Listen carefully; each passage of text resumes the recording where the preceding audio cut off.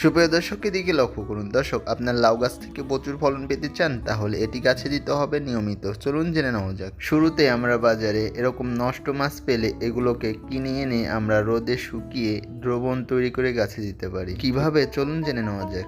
এই মাছগুলোকে শুরুতে রোদে এভাবে শুকিয়ে নিতে হবে। এই শুকনো মাছ অর্থাৎ এই শুটকি মাছে থাকে প্রচুর পরিমাণে পটাশিয়াম এবং মাইক্রোনিউট্রিয়েন্ট, যা মাটির উপকারী ব্যাকটেরিয়াগুলোকে খাদ্য প্রদান অর্থাৎ পুষ্টি প্রদান করে থাকে। এবার এই শুটকি মাছগুলোকে আমরা 1 লিটার পরিমাণ পানিতে 100 গ্রাম পরিমাণ মিশিয়ে দিব। এভাবে মিশানো হয়ে গেলে এবার এই দ্রবণটিকে কিছুদিন রেখে দেবো, অর্থাৎ 2 থেকে 3 দিন পর যখন দ্রবণটির কালার এরকম হলুদ বর্ণের হয়ে আসবে, তখন এই দ্রবণটি 2 লিটার পরিমাণ পানির সাথে 1/2 লিটার মিশিয়ে এটি প্রত্যেকটি গাছের গোড়ায় সপ্তাহে 1 বার দিতে হবে।